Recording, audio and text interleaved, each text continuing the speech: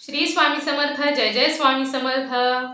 अनंत कोटी ब्रह्मांड नायक राजाधिराज योगीराज अक्कलकोट निवासी सद्गुरु श्री स्वामी समर्थ महाराज की जय। कसे आहात सर्व स्वामी भक्तांनो? तुम्ही सदैव आनंदी राहा हीच स्वामींच्या चरणी प्रार्थना।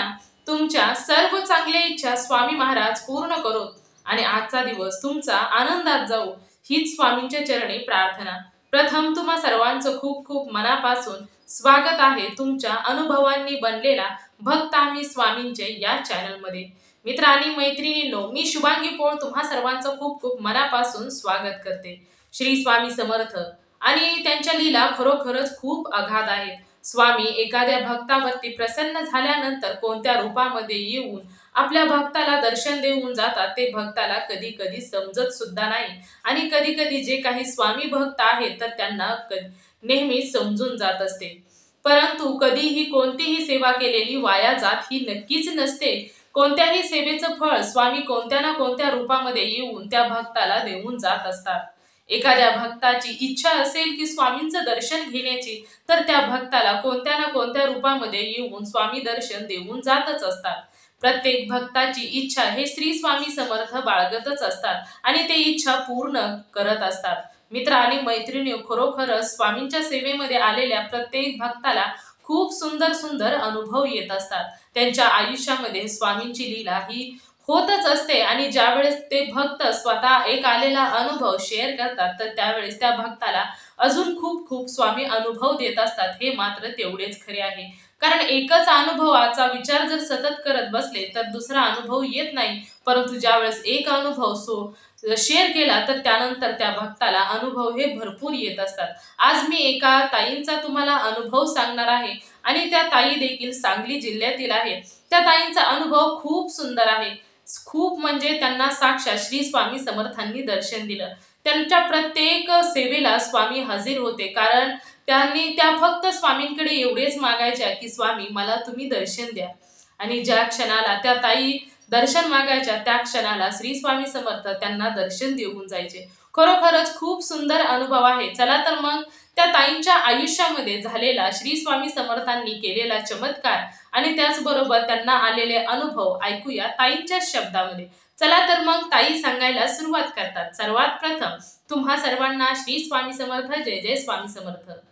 मी सांगली जिल्ह्यातील राहणारी आहे आणि माझ्या घरी म्हणजे माझे 2 मुलं आहेत। एका मुलाचं लग्न झालेलं आहे आणि माझा दुसरा जो मुलगा आहे तो स्पर्धा परीक्षेचं काम म्हणजे अभ्यास करत आहे आणि त्याचा चिकाटी चाललेली आहे। तर स्वामींच्या कृपेने त्याचं देखील काम होईल आणि माझे जे मिस्टर आणि मी आम्ही दोघेच घरी असतो। तर जो माझा मोठा मुलगा आहे तो पुण्यामध्ये राहतो, त्याची फॅमिली म्हणजे त्याची पत्नी ती दोघेही पुण्यामध्ये राहतात। तर असं आमचं कुटुंब आहे। तर मी स्वामींच्या सेवेमध्ये खूप वर्षापासून आहे आणि मला स्वामींच्या सेवेचा खूप लढा लागलेला आहे। प्रत्येक वेळी स्वामींच्या सेवेमध्ये आल्यानंतर मला खूप सुंदर सुंदर अनुभव येतात। आज मी जो तुम्हाला अनुभव सांगणार आहे ते देखील तेवढेच महत्त्वाचे आहेत। तर एक वेळेस मी श्री स्वामी समर्थांच्या गुरुचरित्राचं पारायण केलं होतं आणि पारायण केलेलं असताना मी प्रत्येक वेळी ना स्वामींना दर्शनच मागायचे की तुम्ही मला दर्शन द्या स्वामी, मला तुम्ही दर्शन द्या। म्हणजे मी कधीच कोणती इच्छा मला हवी आहे म्हणून कधीच पारायण केलं नाही। मला जसं जेव्हा वाटेल की आपण गुरुचरित्राचं पारायण करावं तर त्याच प्रकारे मी पारायण केलेलं आहे।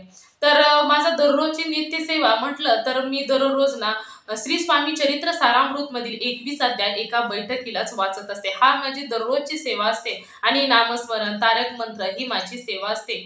तर मी गुरुचरित्राचं पारायण केलं आणि गुरुचरित्राचं पारायण चालू असताना 7व्या दिवशीच मला म्हणजे केंजळे दादा माझ्या स्वप्नामध्ये आले आणि केंजळे दादांनी मला म्हणजे स्वप्नामध्ये येऊन दर्शन दिलं। तर त्यावेळेस ना मी खूप खुश झाले, मला खूप आनंद झाला की दादांनी येऊन मला दर्शन दिलं। मी आनंदी झाले, कारण मी फक्त स्वामींना एवढंच म्हणायचे की स्वामी मला तुम्ही दर्शन द्या। तर दादांच्या रूपामध्ये स्वामींनी येऊन मला दर्शन दिलं। तर मी खूप आनंदात होते की मला दादांनी दर्शन दिलं। त्यावेळेस ना मी दादांना फोन करून देखील सांगितलं की, आणि महत्त्वाचं म्हणजे जेव्हा मला स्वप्न पडलं तेव्हा मी अगोदर देखील दादांचा फोन ट्राय करत होते पण दादा फोनच उचलत नव्हते। तर त्यानंतर एकदा मी असाच लावायला गेले तर त्यावेळेस दादांनी पहिल्याच म्हणजे एकाच फोनमध्ये फोन उचलला. तर दादांना मी सांगितलं की दादा, मी गुरुचरित्राचं पारायण केलं आणि त्यावेळेस ना 7व्या दिवशी तुम्ही माझ्या स्वप्नामध्ये आला आणि येऊन मला आशीर्वाद दिला. तुम्ही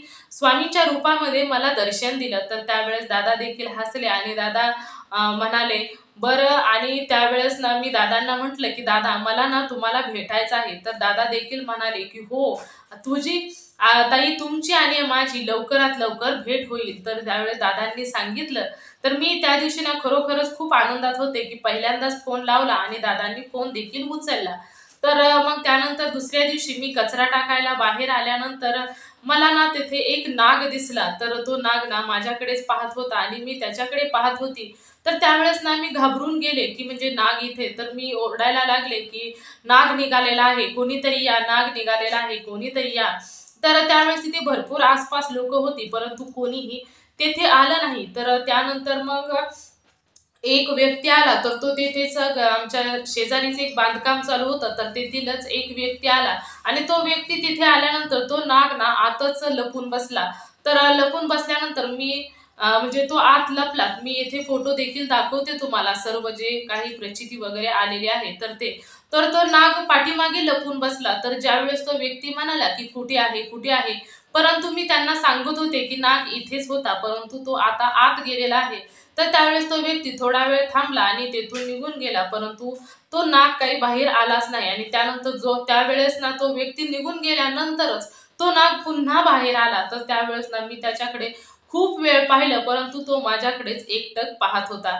तर हा मला पारायणातील ज्यावेळेस मी गुरुचरित्राचं पारायण केलं तर त्यावेळेसच मला हा अनुभव आला. तर त्यावेळेस ना म्हणजे मला असं वाटत होतं की आपण दादांना फोन करून सांगावं की अशा अशा प्रकारे आमच्या दारात गुरुचरित्राचं पारायण झाल्यानंतर मला स्वामींनी नागाच्या रूपामध्ये येऊन दर्शन दिलं. परंतु म्हटलं की नको, राहू द्या. तर त्या म्हणजे मग राहून दिलं. तर त्यानंतर ना मग काही दिवस असे निघून गेले, म्हणजे स्वामींची सेवा वगैरे चालूच होती.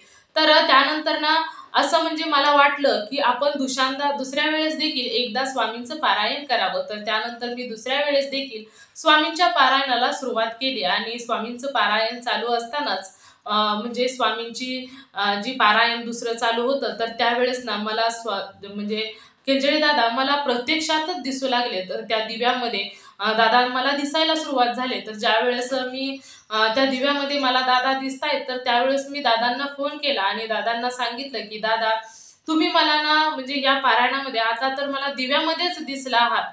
तर त्यावेळेस दादा देखील म्हटले की अगा, ताई, तुमची आणि माझी लवकरात लवकर भेट होणार आहे असं मला देखील वाटत आहे. तर मी दादांना सांगितलं की दादा, अहो काय करू, मला ना तुम्ही जिकडे तिकडे दिसत आहात, मला काही समजत नाही. मला ना तुम्हीच तुम्हीच दिसत आहात. मी तुम्हाला म्हणजे तुम्हाला मी प्रत्यक्ष सुद्धा पाहिलेलं नाही, परंतु अप्रत्यक्ष रूपात स्वामींच्या रूपामध्ये येऊन तुम्ही मला प्रत्येक वेळी दर्शन देत आहात. तर त्यावेळेस दादा देखील खुश झाले आणि दादा म्हणाले की आपले लवकरच भेट होईल. तर मग त्यानंतर नाही हा मला दुसऱ्या पारायणामध्ये अनुभव आला. तर त्यावेळेस ना मी त्यानंतर ना एक वेळेस मी घरातून बाहेर आले असता तोच नाग पुन्हा मला दिसायला सुरुवात झाली. तर तो नाग ना सकाळी मला म्हणजे देवपूजा वगैरे झालेली होती, स्वयंपाक झालेला होता. तर त्यावेळेस मी बाहेर आल्यानंतर मला तो नाग जवळजवळ 8:30च्या दरम्यान दिसला. तर तो दगडातून आलेला बाहेरच नाग होता आणि तो माझ्याकडेच पाहत होता. मी त्या बाजूला गेले तर तिकडे तो दिसायचा, या बाजूला आले तर माझ्याकडे त्या बाजूला यायचा. म्हणजे तो ना माझ्याकडेच एकटक माझ्याकडेच पाहत होता. तर त्यावेळेस ना मी एकदम घाबरून गेले. मला भीती वाटायला लागली की हा नाग म्हणजे सारखाच काय येत आहे आणि किती वेळ झालं इथेच आहे. तर असं करत करत खूप वेळ झाला. तर मी घाबरले. त्यांना मी दर्शन वगैरे घेतलं. स्वामी आईंना म्हटलं की आई, स्वामी आई, तुम्ही मला दर्शन द्यायला आला आहात का? तर मी तुमचं दर्शन घेतलेलं आहे, तर आता तुम्ही परत जावा. म्हणजे मी अशी विनंती देखील केली. तरी देखील तो जो नाग आहे तो तेथे तसाच होता. माझ्याकडे एकटक पाहत होता. त्याची कोणत्याही प्रकारे हालचाल वगैरे काही सुद्धा नव्हतं. तर तो कंटिन्यू तेथेच पाहत होता. तर त्यानंतर ना तो नाग काही जाईना, तर तो तसाच होता. तर त्यानंतर मी दादांना फोन केला आणि दादांनी लगेच फोन देखील उचलला. दादांना मी सांगितलं की दादा, हो, दारामध्ये नाग निघालेला आहे आणि तो जायचं नावच घेत नाही. तो एकटक माझ्याकडेच पाहत आहे. मी त्या बाजूला गेले तरी देखील तिकडे तो येतो आणि या बाजूला आले तरी देखील तो इकडे येतो. तर प्रत्येक वेळी ना तो म्हणजे माझ्याकडेच पाहत आहे आणि त्याचं म्हणजे जाईन असा झालेला आहे आणि आसपास असणारी लोक देखील खूप होती, परंतु मला कोणीच म्हणेना की तुम्ही इतक्या वेळ का थांबला आहात, काय झालं आहे. कोणीही काय नाही, प्रत्येक जण आपापल्या कामामध्ये व्यस्त होता. तरी इतक्या वेळ मी थांबले असं कधीच नाही की मी एखादी गोष्ट पाहत उभी राहिली आणि मला कधी कोणी टोकलं नाही की काय करते आहेस, काय पाहत आहेस. परंतु यावेळेस ना कोणीच मला काही विचारलं नाही. तर मग मी दादांना फोन लावल्यानंतर दादांना सांगितलं की दारामध्ये असा कचरा जिथे टाकतो आम्ही, तर तेथून दगडाच्या खालून खूप मोठा नाग निघालेला आहे आणि तो माझ्याकडेच पाहत आहे. तर त्यावेळेस ना दादा म्हणाले की "अगं ती अहो ताई, ते तुम्हाला स्वामी दर्शन द्यायला आलेले आहेत आणि तुम्ही डोळे भरून त्यांचं दर्शन घ्या. ते स्वामी आपले त्या रूपामध्ये तुमच्याकडे आलेले आहेत आणि त्यांचं खरं रूप ते तुम्हाला दाखवत आहेत." तर त्यावेळेस ना मी खूपच घाबरले. तर दादांना म्हटलं की "दादा अहो तो जाईनाच, आता काय करायचं मग?" मी स्वामींचं दर्शन देखील घेतलं, त्यांना जा देखील म्हटलं, परंतु ते जाईनासे झाले. तर त्यावेळेस ना दादांनी सांगितलं की "त्या नागाला तू हळदी-कुंकू टाक, फुले असतील तर फुले टाक आणि थोडंसं दूध देखील टाक." तर अशा प्रकारे सांगितल्यानंतर म्हणजे मी देखील घाबरून गेले की असं नागाच्या समोर जाऊन जर असं करायचं म्हटलं तर मी खूपच घाबरले. तर दादांना देखील सांगितलं की "नको दादा, मला खूप भीती वाटते." तर दादा म्हणाले, "जा ताई जावा, तुम्ही घाबरू नका. ते स्वामीच आहेत. स्वामी काहीच करणार नाही. तर तुम्ही जावा आणि ते सर्व करा." तर आणि दादांनी सांगितलं की "लांबूनच तुम्ही करा. इतक्या पण जास्त जवळ जाऊ नका. तो वाटते आहे तर तुम्ही लांबूनच हे सर्व करा." तर दादांनी सांगितल्यानंतर मनामध्ये थोडासा आधार वाटला आणि मग म्हटलं की "बरं चालतंय, ठीक आहे, आपण करूया." तर त्यावेळेस मग मी हळदी-कुंकू, फुलं वगैरे घेतली आणि वाटीमध्ये थोडंसं दूध घेतलं आणि दूध घेतल्यानंतर मी तेथे गेले आणि लांबूनच हळदी-कुंकू टाकले, फुले देखील टाकले. तर तो जो नाग होता तो अजिबात सुद्धा हलला नाही. त्याने जीभ बाहेर सुद्धा काढली नाही. तो नॉर्मली माझ्याकडे बघतच होता. तर मग त्यानंतर ना म्हणजे माझं सगळं झालं आणि त्यानंतर दूध मग मी वाटीमध्ये नेलं होतं, तर मी दूध देखील टाकलं. तर त्यानंतर ना तो नाग ना असा जीभ बाहेर काढायला लागला. तर त्यावेळेस मी एकदमच खूप घाबरले. तर दादांना देखील सांगितलं. तर दादा म्हटले की "तुम्ही आता तिथून घरी या." म्हणजे खूप वेळ झाला होता. सकाळपासून स्वयंपाक वगैरे झाला, तेव्हापासून मी तिथेच व्यस्त होते. तर त्यावेळेस दादांनी सांगितलं की "तो जाईल, आता तुम्ही काही टेन्शन वगैरे घेऊ नका. तुम्ही जी पूजा करायची ती करून घेतलेली आहे. तर आता तुम्ही टेन्शन घेऊ नका. तुम्ही तो जाईल तेव्हा जाईल. तर तुम्ही आता तिथून या" म्हटले. मग त्या दादांनी सांगितल्यानंतर मी म्हणजे अजून काय करायचं का यासाठीच मी दादांना फोन केला होता. परंतु दादांनी सांगितलं की "तुम्ही काही सुद्धा करू नका. आता पूजा वगैरे तुम्ही केलेली आहे, तर तुम्ही आता काळजी करू नका." तर मग असं झाल्यानंतर दादांनी मला सांगितल्यामुळे खूपच आधार देखील वाटत होता. तर त्यानंतर तो कधी गेला मला माहीत नाही. कारण माझी सर्व कामे तशीच होती. 12:30चा टायमिंग झालेला होता. तर म्हणजे तो माझी कपडे, धुणे, भांडी सर्व काही तसंच पडलेलं होतं, घरातली साफ-सफाई. तर त्यावेळेस मग मी घरी आले आणि तो नाग कधी गेला काही माहीत नाही. तर त्यानंतर मग ही दुसऱ्या पारायणामध्ये मला प्रचिती आली होती, की स्वामींचं दर्शन मला दिव्यामध्ये स्वामींच्या रूपामध्ये दादांनी दर्शन दिलेलं होतं. तर मग दादा मला त्यावेळेसच म्हणाले होते, की "ताई, तुमचं आणि माझी लवकरात लवकर भेट होणार आहे." तर त्यानंतर योगायोगाने माझ्या मुलाकडे मला म्हणजे येणं आलं. तर मुलगा हा माझा पुण्यामध्येच राहत होता. सूनबाई देखील होत्या. त्याचबरोबर मग तिथेच माझ्याबरोबर लहान मुलाबरोबरच मी तिकडे गेले होते. तर मग दादांना मी तिथे गेल्यानंतर फोन लावला. दादांना म्हटलं, की "दादा, मी पुण्यामध्ये आलेले आहे.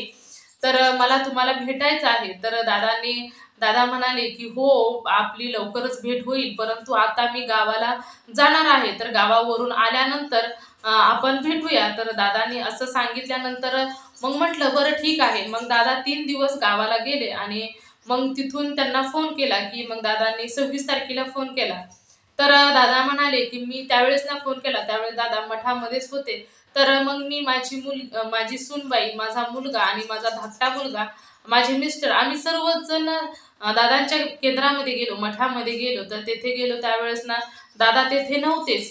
मग आम्ही खूप वेळ दादांची वाट बघत राहिलो. तर दादांना फोन केला. दादा म्हणाले, "मी येणार आहे." तर त्यावेळेस ना म्हणजे आता दादांच्या पाठीमागे देखील भरपूर कामे असतात आणि त्यांना खूप ताईंचे फोन देखील येत असतात. तर मग आम्ही वाट बघत तेथेच थांबलो. तर खूप वेळ झाला. तर त्यानंतर ना दादा देखील आले. दादा स्कूटीवरती आल्यानंतर जेव्हा मी पहिल्यांदा दादांना पाहिलं, तर त्यावेळेस ना माझ्या डोळ्यातून अश्रू इतके, म्हणजे मला खूप रडू येऊ लागलं. मला काही सुद्धा समजत नव्हतं की काय झालं आहे. मी फक्त दादांकडे पाहायचे आणि रडत राहायचे. तर दादा आले, दादांची आमची भेट झाली. आम्ही, म्हणजे मी दादांना सांगितलं की हे माझे मिस्टर आहेत, हा माझा मोठा मुलगा आहे, ही त्याची पत्नी आहे आणि हा माझा लहान मुलगा आहे. मी माझ्या संपूर्ण कुटुंबाची ओळख वगैरे दादांना करून दिली. आणि त्यानंतर ना मग दादांना सांगितलं. दादा म्हणाले की काय तुमचा प्रॉब्लेम आहे, सांगा तुम्हाला काय अडचण आहे. तर त्यावेळेस ना मी दादांना सांगितलं की दादा, मला ना काही सुद्धा नको आहे. माझा जो लहान मुलगा आहे तर तो आता स्पर्धा परीक्षेची तयारी करत आहे, तर त्याला लवकरात लवकर जॉब लागावा एवढीच माझी इच्छा आहे. तर दादा म्हणाले, हा मुलगा खूपच चिकाटीचा आहे, खूप प्रयत्न करत आहे, तर त्याची चिकाटी भरपूर असल्यामुळे त्याला त्यामध्ये यश देखील मिळेल, कारण तो खूप मनापासून प्रयत्न देखील करत आहे. तर त्यावेळेस ना दादा बोलत होते. जवळ-जवळ आम्ही 11:30 वाजेपासून, म्हणजे 11:30 वाजल्यापासून 11:30 वाजेपर्यंत खूप वेळ दादांशी गप्पा वगैरे मारल्या. तर तोपर्यंत ना दादा, म्हणजे कंटिन्यू दादा बोलत होते आणि मी त्यांच्याकडे पाहतच होते आणि माझ्या डोळ्यातील अश्रू येत होते. म्हणजे मला कितीच कौतुक वाटायचं. असं वाटायचं की दादांनी बोलत राहावं आणि आपण ऐकावं. खरोखरच दादा खूप मायाळू, खूप प्रेमळ आहेत. म्हणजे एवढ्या जिव्हाळ्याने, एवढ्या मनापासून बोलतात ना, खरोखरच खूप आनंद होतो ज्यावेळेस एखादा व्यक्ती आपल्याशी एवढ्या मनमिळाऊपणे बोलतात. तर मला खूप आनंद झाला दादांचं ते शब्द ऐकल्यानंतर. आणि हो, ज्यावेळेस ना मी माझ्या मुलाच्या, म्हणजे ज्यावेळेस स्वामींच्या केंद्रामध्ये जायचं होतं ना, तर त्यावेळेस मी सकाळची उठून दादांकडे जायचं होतं. तर त्यावेळेस ना मी सकाळी उठून तेथे स्वामींची पूजा वगैरे केली. तर त्यावेळेस पूजा केल्यानंतर असं झालं की तिथे जे कलश होतं, त्या कलशवरती मी पूजा केली ना स्वामींची, तर त्या कलशवरती ना मला अक्षरशः दादांचं दर्शन घडलं. तर त्यावेळेस ना, म्हणजे दादांचा एवढा म्हणजे स्पष्टपणे त्या कलशमध्ये दादाच दिसत होते. तर त्यावेळेस ना मला देखील खूप आनंद झाला. म्हटलं की मला जिकडे-तिकडे ना दादाच दिसत आहेत. मला स्वामींच्या रूपामध्ये दादांचं दर्शन घडत आहे. तर मग मी एवढी खुश झाले होते. तर म्हणजे ज्यावेळेस दादांची भेट झाली, तर मी हे सर्व सांगायचंच विसरून गेले दादांना, की तुम्ही ना मला जिकडे-तिकडे दर्शन देत आहात. पहिल्या वेळेस माझ्या स्वप्नामध्ये येऊन दर्शन दिलं. दुसऱ्या वेळेस मला तुम्ही दिव्यामध्ये दर्शन दिलं, स्वप्नामध्ये दर्शन दिलं, तर आता कलशमध्ये दर्शन दिलं. म्हणजे प्रत्येक वेळी ना दादा, तुम्ही मला प्रत्येक वेळी दिसत आहात. हे दादांना सांगायचं होतं, परंतु मी विसरूनच गेले. दादांच्या या त्या शब्दामध्ये, दादांच्या त्या आवाजामध्ये एवढी हरवून गेले, की दादांना सांगायचंच विसरून गेले. तर त्यावेळेस ना दादांचं, म्हणजे खूप ताईंशी बोलणं देखील झालं. तर दादांचं बोलणं झाल्यानंतर मग आम्ही घरी वगैरे आलो. तर घरी आल्यानंतर म्हणजे एक वेळेस ना मी दादांना फोन केला होता. तर त्यावेळेस ना दादांना मी सांगितलं, की दादा, मी तुम्हाला मी केंद्रामध्ये आल्यानंतर मठामध्ये येऊन मी भेटले. तर त्यावेळेस मी तुम्हाला सांगायचंच विसरून गेले, की तुम्ही मला प्रत्येक वेळी दर्शन देत आहात, म्हणजे कलशमध्ये, दिव्यामध्ये. तर त्यावेळेस ना दादा म्हणाले, की "अहो ताई, तुम्ही त्यावेळेस का नाही मला सांगितलं? मला देखील त्या ताईंशी बोलायचं होतं, परंतु आता त्या मठामध्ये किती ताईंशी मी बोललो. आता मला कसं समजेल की तुम्हीच त्या ताई होत्या, की ज्यांना माझं दर्शन वेळोवेळी होत होतं." तर त्यावेळेस ना, म्हणजे मी दादांना देखील म्हटलं, की "हो दादा, खरोखरच माझी ना खूप मोठी चूक झाली." म्हणजे मला हे समजलंच नाही, की आपण सांगावं, की तुम्ही ना मला प्रत्येक वेळी दादा दर्शन दिलेलं आहे. तर ही खरोखरच माझ्याकडून खूपच मोठी चूक झाली. तर त्यानंतर ना देखील दादांनी म्हटले, की "बरं असू द्या ताई." तर मग मी प्रत्येक वेळी ना, काय एकदा जरी तेव्हापासून फोन वगैरे केला ना, तर दादा लगेचच, जर त्यांच्या पाठीमागे काही कारण वगैरे असेल, म्हणजे ताईंचा एखादा प्रॉब्लेम सॉल्व्ह करत असतील, तर दादा ना परत मला फोन करतात आणि माझी काय अडचण आहे किंवा माझं काय मत आहे, ते खरोखरच खूप प्रेमाने ऐकून घेत असतात आणि दादा त्यावरती देखील खूप प्रेमाने म्हणजे समस्याचं हल देखील करत असतात. तर मग मी ज्यावेळेस ना गुरुचरित्राचं घरामध्ये, म्हणजे स्वामी चरित्र सारामृतचं 21 अध्याय ज्यावेळेस देवाच्या म्हणजे सकाळची जी माझी पूजा असते, तर ती करत असताना ना दिव्यामध्ये ना हमखास, म्हणजे बाकीच्यांच्या दिव्यामध्ये वेगवेगळ्या आकृत्या होतात, कुणाच्या फूल, चंद्राची कोर, कुठे काय, असं काय काय प्रत्येकाच्या दिव्यामध्ये वेगवेगळं होत असतं. परंतु माझ्या दिव्यामध्ये फक्त केंजळे दादांचंच चित्र देखील दिसत असतं. म्हणजे केंजळे दादाच माझ्या स्वामींच्या रूपामध्ये येऊन मला दर्शन देऊनच जात असतात. हा ना मला प्रत्येक वेळेला पावलो-पावली हाच अनुभव येत असतो. मी ना स्वामींकडे काही सुद्धा मागत नाही. मी कधीच मला ही गोष्ट हवी आहे किंवा मला हे आहे, अजिबात नाही. फक्त ना मी स्वामींना म्हणत असते, की "स्वामी, मला दर्शन द्या." तर त्यावेळेस ना मी स्वामींना दर्शन मागितलं, की लगेच दादांचं दर्शन मला होत असतं. मग ते कशामध्येही स्वामी मला दिसत असतात दादांच्या रूपामध्ये. फक्त जिकडे तिकडे पाहिल तिकडे मला ना केंजळे दादांचं दर्शन होतं. स्वामींना दर्शन मागितलं की दादा लगेचच प्रकट होतात आणि मला दर्शन देऊन जातात. आणि केंजळे दादा म्हणजेच एक स्वामींचं रूप आहे. आणि खरोखर मनापासून सांगते की दादांच्या रूपामध्ये दादांच्या त्या शरीरामध्ये साक्षात ना ब्रह्मांड नायक श्री स्वामी समर्थ आहेत. त्यांच्या तोंडातून निघणारा प्रत्येक शब्द हा खरा असतो आणि प्रत्येक वेळी ना त्या शब्दाचं काही ना काही अर्थ हा नेहमीच त्या प्रत्येक भक्ताच्या आयुष्यामधून अडचणी दूर करतच असतात. तर दादांच्या म्हणजे दादांच्या ज्यावेळेस मी दादांना भेटले ना, तर खरोखरच दादा खूप खूप खूप मायाळू आणि खरोखरच खूप प्रेमळ आहेत. दादांनी मला प्रत्येक वेळी दर्शन दिलेलं आहे.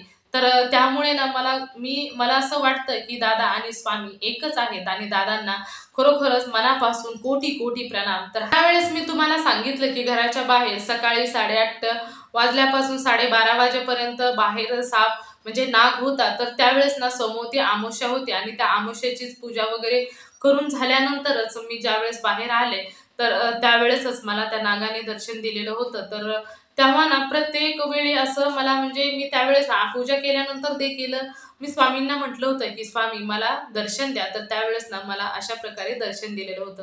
तर माझा हाच अनुभव होता. सर्वांना श्री स्वामी समर्थ, जय जय स्वामी समर्थ.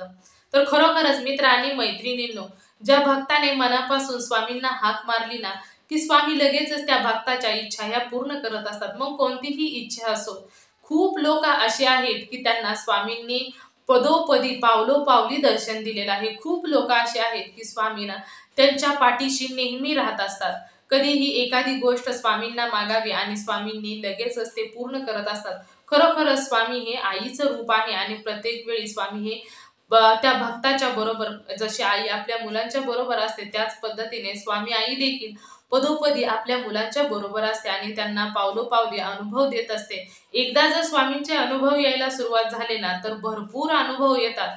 खूप अनुभव असे इतके अनुभव येत राहतात की खरोखरच असे वाटते की आपण स्वामींचे आहोत आणि स्वामींच्या इतक्या जवळ गेलेलो आहोत की स्वामींना पावलोपावली दर्शन देत आहेत.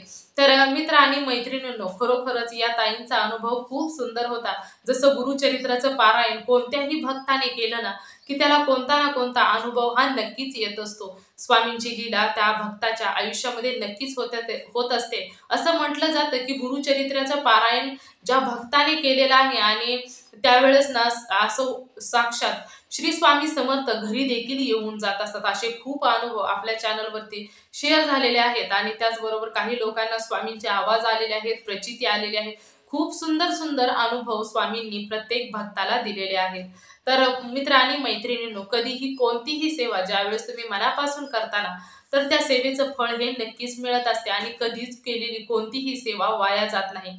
प्रत्येक सेवेचं फळ हे मिळत असते आणि त्याचबरोबर प्रत्येक सेवा ही सर्वश्रेष्ठ सेवा आहे. फक्त सेवा करताना मनापासून मनोभावे आणि विश्वासाने सेवा करायची असते. त्यावेळेस तुम्हाला देखील स्वामींचे अनुभव हे नक्कीच येणार असतात. जिथे ईश्वरावरती विश्वास असतो ना, तर तिथे ईश्वराला देखील यावं लागतं आणि अनुभव हे नक्कीच द्यावे लागतात. श्री स्वामी समर्थ म्हणतात की मला कधीही चमत्कार करायला आवडत नाही, परंतु भक्तांचा माझ्यावरती एवढा विश्वास आहे की माझ्याकडून आपोआप चमत्कार होऊन जात असतात. खरोखरच मित्र आणि मैत्रिणींनो, श्री स्वामी समर्थांच्या लीला अगाध आहेत. ज्या भक्तांच्या आयुष्यामध्ये स्वामींचे चमत्कार झालेले आहेत, तर ते भक्त देखील खरोखरच खूप पुण्यवान आहेत. कारण त्यांनी त्यांची जी केलेली सेवा आहे ती स्वामींनी स्वीकार केली आणि साक्षात ब्रह्मांड नायक श्री स्वामी समर्थनी त्यांची इच्छा पूर्ण केली. तर मित्र आणि मैत्रिणींनो, तुम्ही सर्वांनी मिळून माझा व्हिडिओ शेवटपर्यंत ऐकला त्याबद्दल मी मनापासून तुम्हा सर्वांची खूप खूप आभारी आहे. तर तुम्हाला या ताईंचा अनुभव कसा वाटला नक्कीच मला कमेंट करून सांगा. आणि जर तुम्हाला देखील स्वामींचा एखादा अनुभव आलेला असेल, तर मी येथे तुम्हाला व्हॉट्सअप नंबर देते. तर या नंबरवरती तुम्ही तुमचा अनुभव नक्कीच शेअर करायचा आहे. एक अनुभव तुम्ही शेअर केला तर तुम्हाला अजून सुंदर सुंदर अनुभव स्वामी देत असतात आणि त्याचबरोबर भक्ताने भक्त स्वामी भक्त वाढत जातात आणि प्रत्येकाचे जीवन हे स्वामीमय होऊन जात असते. तुम्ही एखादा अनुभव जर शेअर केला तर तुमच्या सेवेने एखाद्याची अडचण देखील दूर होऊन त्याच्या आयुष्यामध्ये स्वामींचे चमत्कार व्हायला सुरुवात होत असते. तर मित्र आणि मैत्रिणींनो, खरोखरच तुम्हाला हा अनुभव जर आवडला असेल तर श्री स्वामी समर्थ लिहायला विसरू नका. तर पुन्हा भेटूया श्री स्वामी समर्थांच्या अशाच एखाद्या सत्य अनुभवाबरोबर. तोपर्यंत तुम्हा सर्वांना श्री स्वामी समर्थ. जय जय स्वामी समर्थ. तुम्ही सर्वांनी मिळून माझा व्हिडिओ शेवटपर्यंत ऐकला त्याबद्दल मी मनापासून तुम्हा सर्वांची खूप खूप आभारी आहे. तर पुन्हा भेटूया श्री स्वामी समर्थांच्या अशाच एखाद्या सत्य अनुभवाबरोबर. तोपर्यंत तुम्ही नेहमी सुखी राहा, समाधानी राहा, आनंदी राहा. श्री स्वामी समर्थांचं नामस्मरण करत राहा. श्री स्वामी समर्थ. जय जय स्वामी समर्थ. धन्यवाद.